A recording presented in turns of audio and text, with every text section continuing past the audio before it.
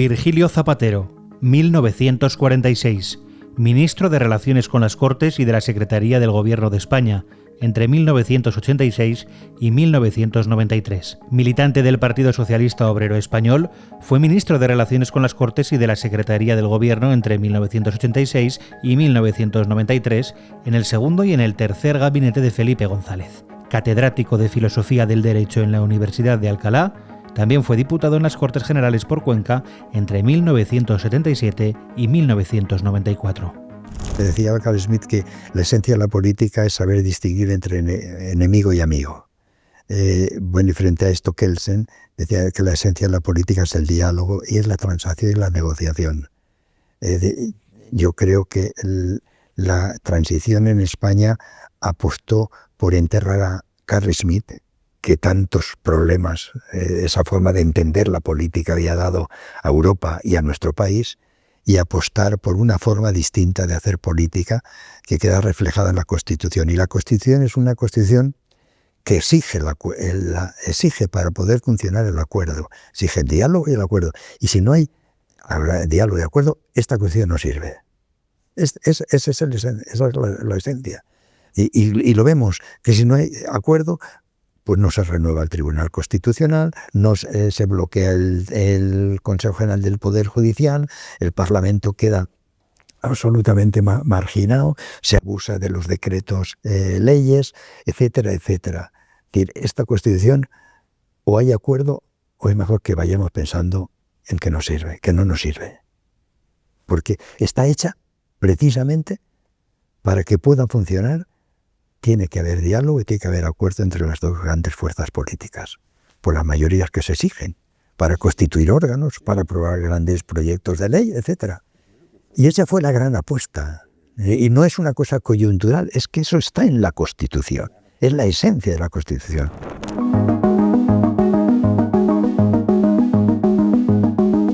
Pues yo creo que sería... la primera noción que yo tengo de interés por lo público, por decir, y por la política, es gracias a los jesuitas, en comillas.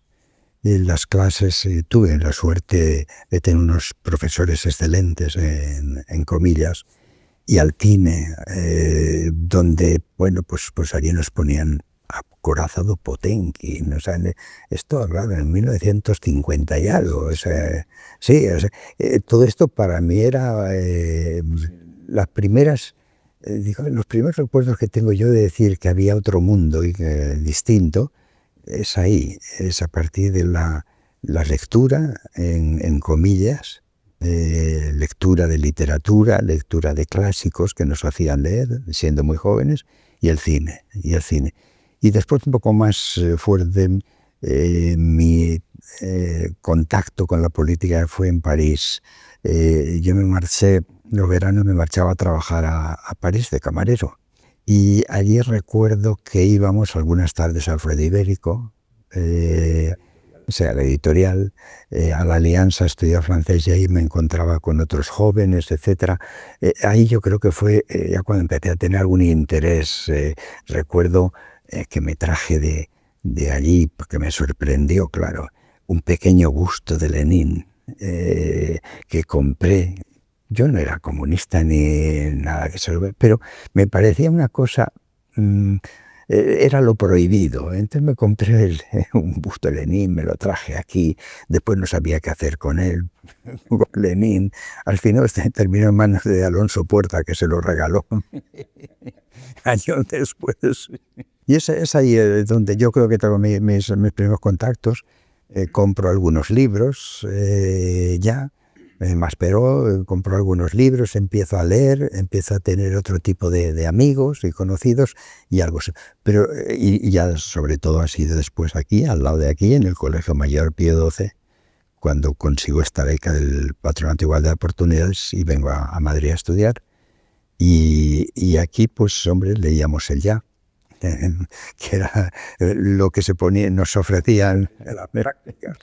Pues leíamos el Ya, a veces El Pueblo no le dejaban, pero fundamentalmente la lectura obligatoria era el Ya. Y allí es cuando ya me encontré con algunas figuras que para mí han sido capitales, como era Ruy Jiménez, que era un demócrata cristiano.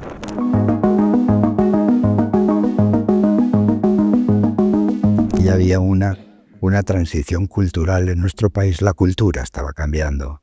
Lo que leíamos, lo que nos gustaba, las películas que veíamos, las posibilidades ya de salir fuera, de ver que había otros mundos. Los emigrantes que volvían a España, yo tenía familias, o sea, familiares míos que habían ido a trabajar a Alemania, otros habían venido a trabajar a Bélgica, venían, te contaban otras historias distintas. El país estaba cambiando, el turismo cambió este país o ayudó al cambio. Y el cambio cultural, o sea, la juventud, fue una explosión de juventud en España. De repente había jóvenes por todas partes. Y los jóvenes empiezan a entrar en el sistema educativo, en los institutos, pero después en las universidades. En mi pueblo, por ejemplo, para ver el cambio ya.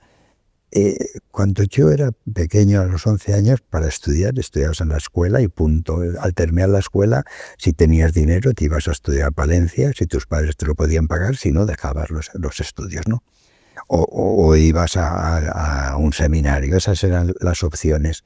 Pero ya en los años 60 empiezan los institutos a crearse institutos, no solamente en las capitales, empiezan en pueblos, que eran zonas grandes, empiezan a aparecer los institutos, se empieza a llenar el país de institutos. Pegamos ahí un salto en los años 60, 70, empezamos a pegar un salto, y después la otra avalancha es a partir ya de los 70, los jóvenes empiezan a entrar en las universidades. Eso cambió, y luego, claro, estaba el cine. El cine, yo creo que tiene una influencia tremenda.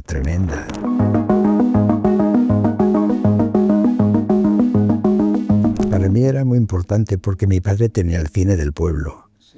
Entonces, es como en la película Cinema Paradiso. Yo recuerdo de ir con mi padre a ayudarle a enrollar los distintos rollos. Te lo daban en 10 rollos, después los tenías que poner en 2, etcétera, todo eso. Y claro, el cine, la llegada del cine a los pueblos fue tremenda. Y a la televisión. Yo creo que España había cambiado. O sea, no es un cambio que los políticos hayan cambiado el país, no. Los políticos tenían un país que estaba pidiendo el cambio.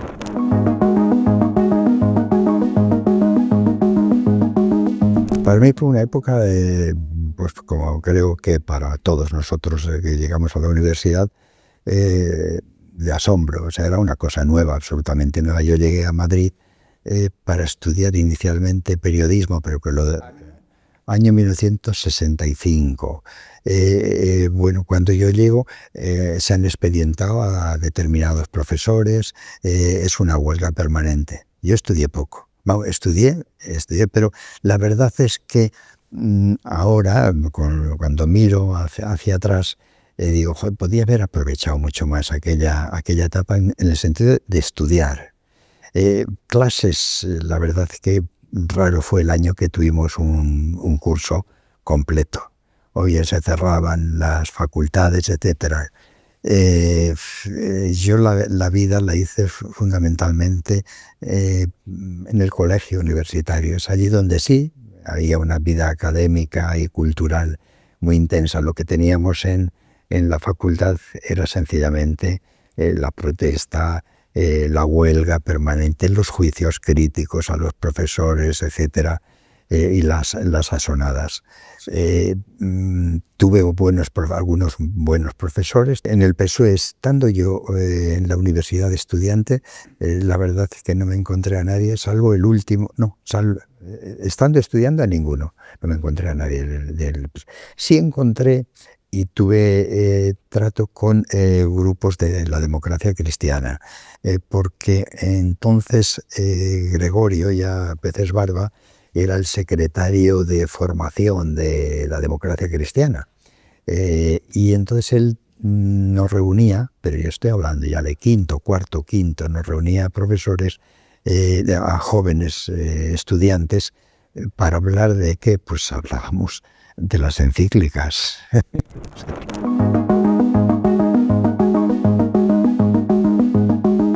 Académicamente, entonces, cuando lo que está en boga es el marxismo. O sea, no había, yo creo que no había ningún profesor joven, de los jóvenes que teníamos, que no hubiera escrito algo sobre el marxismo, que no fuera marxismo. El marxismo hubiera sido una parte importante de su formación y de su mentalidad. En ese sentido, yo creo que el marxismo había ganado la hegemonía cultural en aquella universidad. Y además su marxismo, desde luego, nada liberal, por otra parte, de la perspectiva política. Eso es así.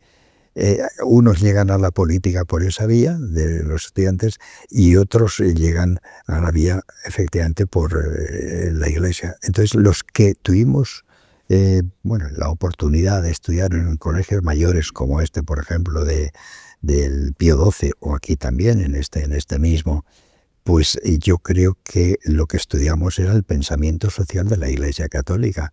Era la encíclica Rerum Novarum, era la Pacem in Terris, es el esquema 13, el Vaticano, es a través de ahí, con toda la reivindicación de derechos humanos y libertades, donde despertamos de verdad a la política, muchos de nosotros. Yo estaba ya en la cátedra, ya en conexión con la cátedra de Ruy Jiménez, y Ruy Jiménez era un consultor en el Vaticano, y era su pasión en ese momento, su pasión era el Vaticano y enseñarnos a los jóvenes cómo a partir de las encíclicas y toda la doctrina del Vaticano II se podía construir una idea de defensa de los derechos humanos, de las libertades públicas, de la democracia, etcétera, etcétera. O sea, ha habido una vía en nuestro país de acceso a la política importante a través del Vaticano, a través de la Iglesia.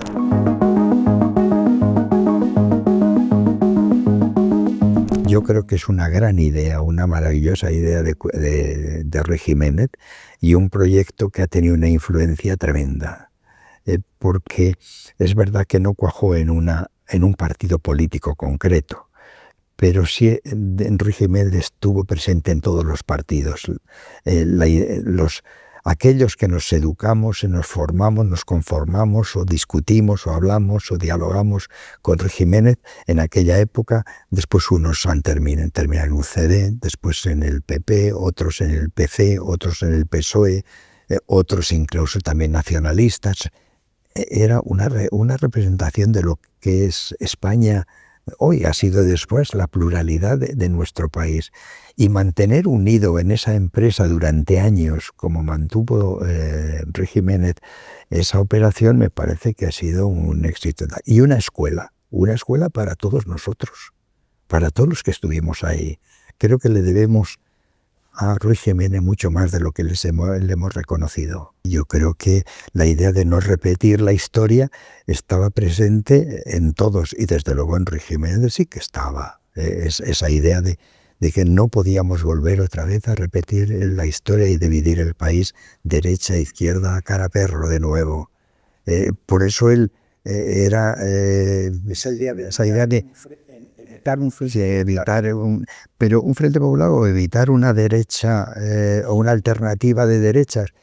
Yo creo que él creía que la única posibilidad de salir de una dictadura como aquella y crear un nuevo sistema era a través del pacto y del acuerdo y del diálogo. Es que era cuadernos para el diálogo.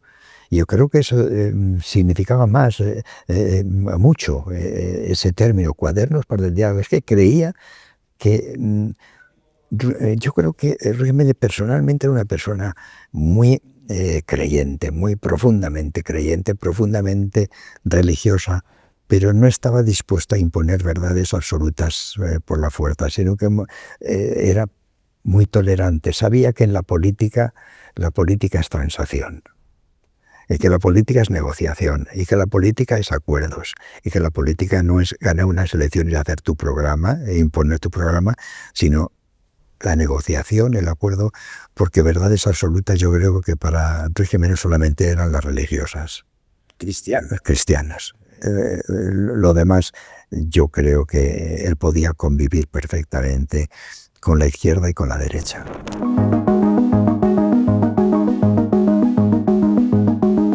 Yo creo que Ruy Jiménez no prospera su oferta electoral.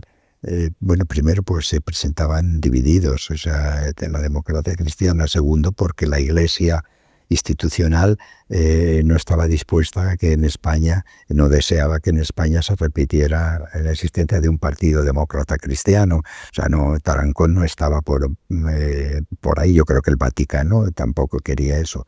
Y en ese sentido, lo que funciona en esas elecciones es el voto útil. Una parte importante de lo que sería centro-izquierda vota al PSOE y una parte de centro-derecha vota a UCD. No había posibilidades, yo creo que para Ruy Jiménez. Creo que calculó mal sus posibilidades. También es verdad que no sabíamos mucho qué es lo que podía votar los ciudadanos, pero yo creo que ahí se quedó, toda la democracia cristiana quedó fuera, porque ya no era su momento histórico, la democracia cristiana.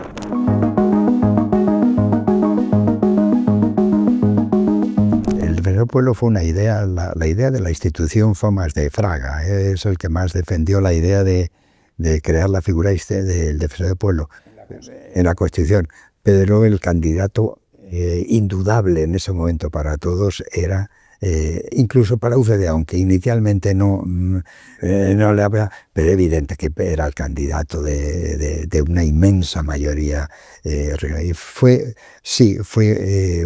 Tampoco sabíamos lo que podía ser esa figura, lo que podía dar de sí esa figura, pero sí nos pareció que era una persona que tenía una autoritas, que era la que convenía, porque el Defensor del Pueblo es una magistratura de autoridad. Si tienes autoritas funciona, si no, porque no tiene poder. Y creíamos que la verdad que Ruy Jiménez tenía autoritas, era la persona ideal para ser defensor del pueblo. A mí me tocó, traté mucho con él, siendo el defensor del pueblo, tuve también algunas pequeñas diferencias ahí, y me tocó una cosa que para mí ha sido, según pasa el tiempo, me resulta más amarga, que es decirle que no le íbamos a renovar.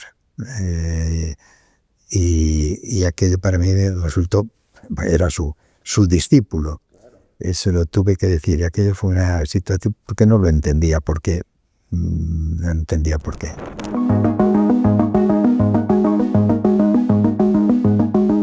Ahí después ya la operación final de unir en torno al Partido Socialista, recibir a todos los demás, yo creo que es una operación de Alfonso Guerra, es el que logra un Partido Socialista unido con distintas tendencias.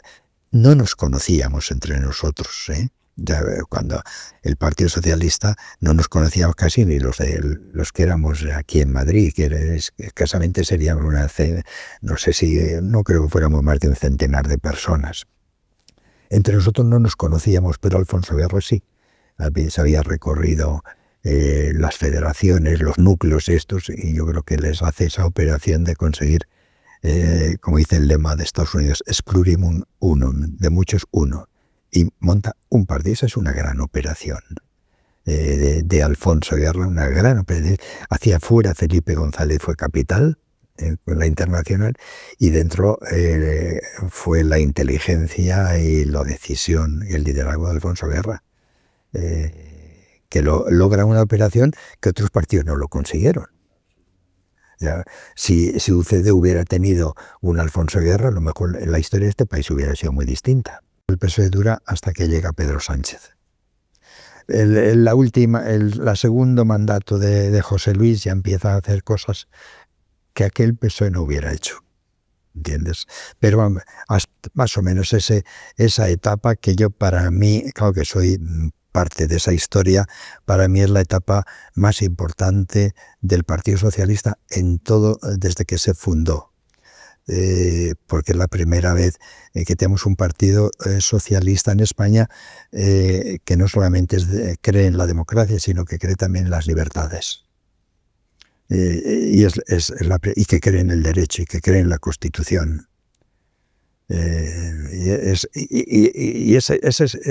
aquella etapa,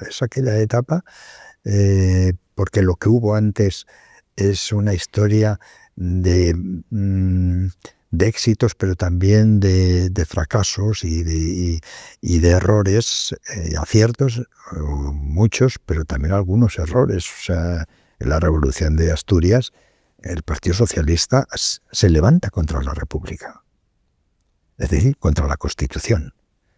O sea que ahí es una etapa de claroscuros. La etapa, yo creo que más diáfana de la historia del Partido Socialista es esa que empieza en Suresnes y termina, yo lo pongo en la etapa que la empieza Pedro Sánchez, pero sí podemos discutir si el último mandato de José Luis fue acertado. Claro, yo ese mandato le conocí ya como rector de la universidad, del último mandato de José Luis, y tengo un recuerdo de él muy bueno, porque fue una apuesta por la educación impresionante, incrementando los presupuestos en materia de educación un 25%. Eso nunca se había hecho y nunca se ha vuelto a hacer. Entonces, a lo mejor yo no soy muy objetivo, por eso digo que llegó hasta esta. Nosotros queríamos hacer un partido socialista constitucional y que creyera en la Constitución, porque el socialismo histórico, no solamente en España, sino en general, para el socialismo histórico la Constitución era un papel, nada más. Un papel, un instrumento que valía en lo que valía, y si no valía, no servía para los objetivos, la dejaba a un lado. Y nosotros lo que queríamos era que quedara clara que el PSOE iba a jugar en los márgenes, en el marco amplio que es de la Constitución, y que no se iba a salir de ahí nunca. Y eso era una garantía para este país.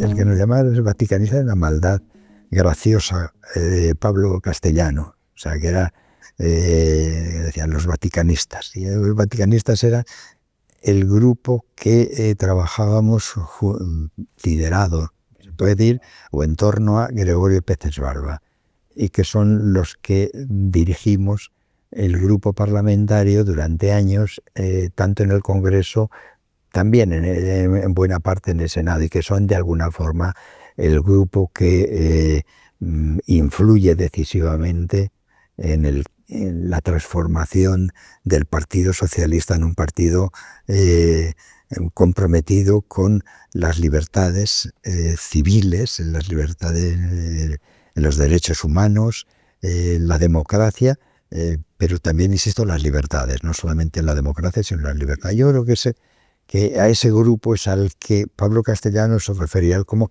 los vaticanistas, porque no tenía una connotación religiosa en absoluto ese grupo. Éramos fundamentalmente juristas y no nos reuníamos como tal, no era un grupo organizado, ni mucho menos. Eran personas que trabajábamos, coincidimos en el trabajo de la dirección del grupo parlamentario y a los que el partido nos dejó libertad, una gran libertad para definir la estrategia del partido en estos campos. Y de algunos nombres. Gregorio Peces Barba, por ejemplo, por supuesto, pero diría, estaría ahí Félix Pons, un gran que después fue presidente, Antonio Sotillo, fue un gran diputado nuestro, que fue después su secretario conmigo, Colino, Juan Colino, Javier Sáez Cosculluela, en fin, Leopoldo Torres, más o menos. Ese es el tipo de personas que trabajamos juntos en esa etapa. Juristas también, otros que eran abogados, muchos éramos profesores de universidad y todos éramos juristas, eso sí.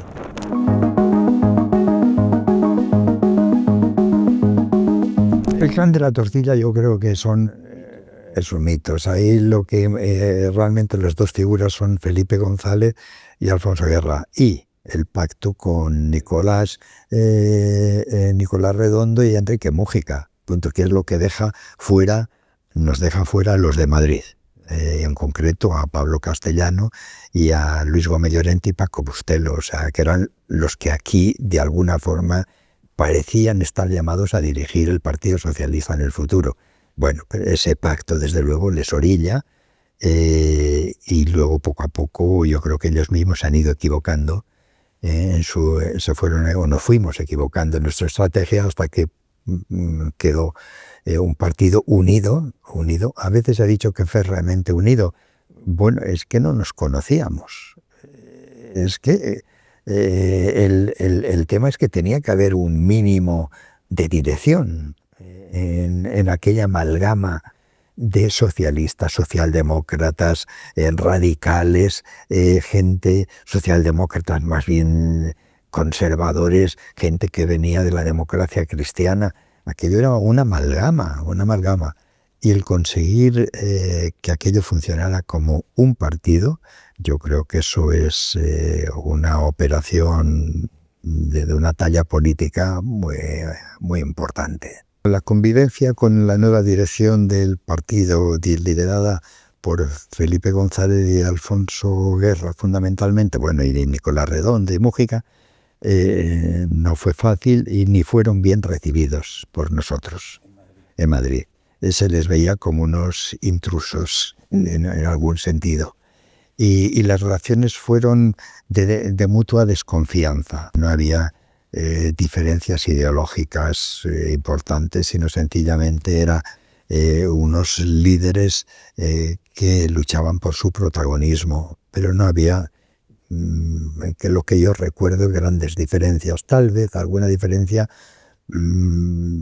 ideológica con Paco Bustelo, con Luis Gómez Llorente, pero ni eso tampoco creo que fuera a ser lo más relevante. Yo creo que era más bien una legítima lucha por el poder. La integración de Gregorio y de todos nosotros ya apoyando a Felipe y a Alfonso Guerra, y ellos apoyándonos, yo creo que a través del grupo parlamentario vieron que Gregorio era la persona con capacidad para dirigir, y capacidad de técnica y política para dirigir, y experiencia para dirigir aquel grupo, y se dieron cuenta de que éramos personas que se podían fiar, que no aspirábamos ni a crearles problemas, sino que de verdad estábamos dispuestos a trabajar en serio. Y es ahí, o sea que hay una primera etapa donde a Gregorio se le ve con cierta suspicacia, o con gran suspicacia, y a toda la gente que estábamos en su entorno,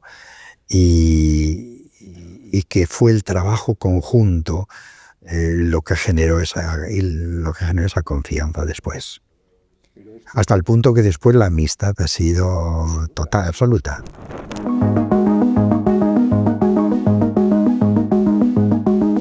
Porque sí se discutió en una democracia limitada, donde se excluyera el Partido Comunista, porque sabíamos que eso nos perjudicaba. Nosotros estábamos convencidos de que dejar fuera al Partido Comunista, darles todavía más pie, más fuerza de la que realmente podían tener. Y nosotros queríamos unas elecciones con la legalización de todos los partidos. Yo creo que ahí fueron todos los que estaban en la plataforma y en la platajunta, fueron inteligentes al exigir elecciones y elegir elecciones sin exclusiones. Solo se excluyó a Arde, otro error, yo creo que fue un error haber excluido el Partido Republicano, fue un error. Pero bueno, yo creo que ahí, menos que creo que el Partido Socialista ya tenía una idea clara en un punto, que teníamos que ir a unas elecciones y tenían que ser unas elecciones constituyentes, sin decirlo, porque no, digamos, sabíamos que la derecha no iba a decir Suárez no iba a decir que convocar elecciones constituyentes, pero nosotros lo que sí se habla ya y se deja claro es que el Partido Socialista quiere elecciones con todos, presentes todos, y que haya inmediatamente una declaración de constituirse en Cortes Constituyentes, sin decirlo, pero nombrar una ponencia encargada de preparar una constitución. Eso es la exigencia clara del Partido Socialista a Suárez. Si Suárez tenía otras intenciones, no lo sé inicialmente. Yo creo que ahí también fue poco a poco, prueba y error, poco a poco, y aprendiendo. Pero ese fue lo que se discutía. Elecciones con todos, sí o no.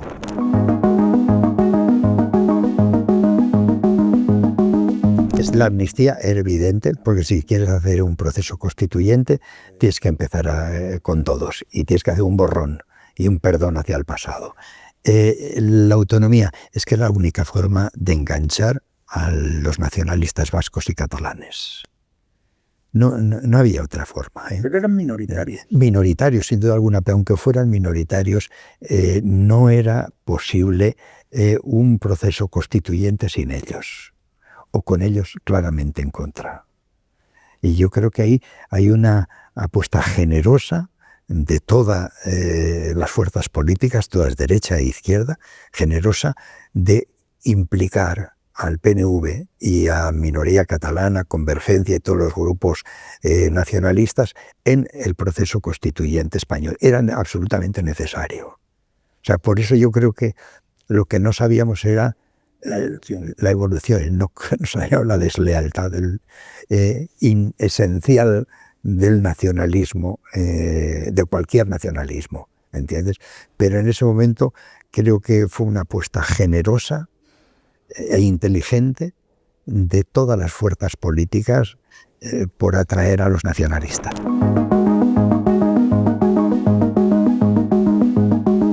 El nacionalismo lo que quiere, dirá lo que quiera inicialmente, pero al final el nacionalista quiere confundir Estado y nación.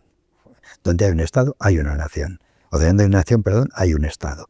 Y por lo tanto son esenciales, salvo el nacionalismo cultural, que no es que no es lo que estamos sufriendo, pues yo creo que el nacionalismo es fundamentalmente secesionista.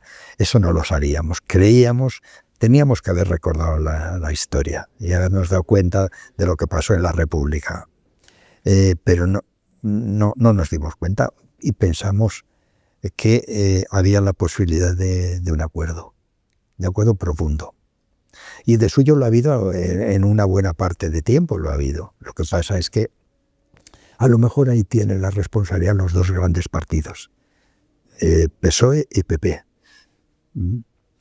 que con estas mayorías extrañas que están dispuestos a montar y que nos hemos apoyado siempre en lugar de apoyarnos en el otro, que es el otro pilar de la Constitución, hemos preferido en ocasiones pactos que no... Bueno, ahí están los alemanes que nos dan ejemplo.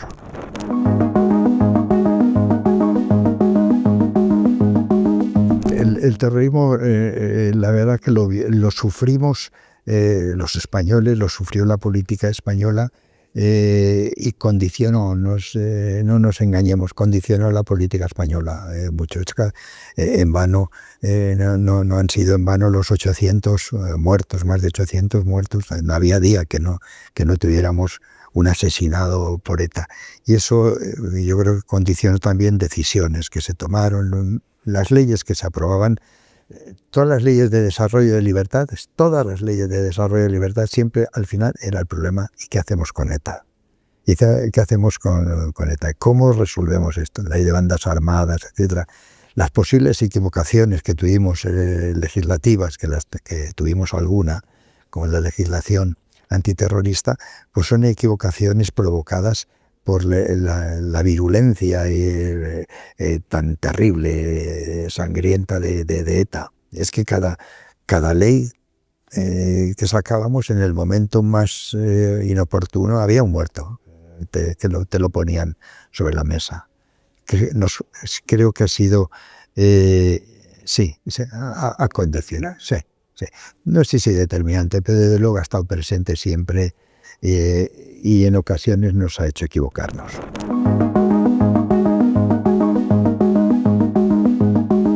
Esto se discutió también en la Segunda República, que es mejor una comisión técnica que elabore un proyecto sobre el que se discuta, que era la posición, por ejemplo, del ministro de Justicia, o es mejor que se nombre una comisión constitucional en el seno de la Cámara y que haga el borrador lo haga esa. Y se optó por esta fórmula, que yo creo que es la correcta. Y ahora es lo mismo ocurrió. Frente a quienes decían hay un documento técnicamente perfecto, y seguro que si lo hizo Landelino Lavillo sería perfecto, porque la verdad que era uno de los grandes juristas que ha habido en este país. Estaría perfecto, pero políticamente no hubiera funcionado. Se dieron cuenta de que llevaba razón Gregorio, pero inicialmente no les gustó en el partido. Fue una decisión unilateral de Gregorio, cabreado, molesto por la situación, y decidió abandonar sin consultar a nadie la ponencia. Es una decisión gravísima, y se marchó. Y sin embargo yo creo que fue al final pues fue una buena decisión, porque se reorientó y eso hace que esa constitución haya permitido después sea una constitución no como iba orientada, que era una constitución de centro-derecha, claramente de centro-derecha. Ha sido una constitución que ha permitido gobernar a la derecha y gobernar a la izquierda. O sea, que es una constitución que en principio es aséptica, en el sentido si es más de derecha es más que de izquierda. No, permite tanto un gobierno de centro-izquierda como un gobierno de centro-derecha. Lo que es más difícil es un gobierno radical con esa constitución, como estamos viendo.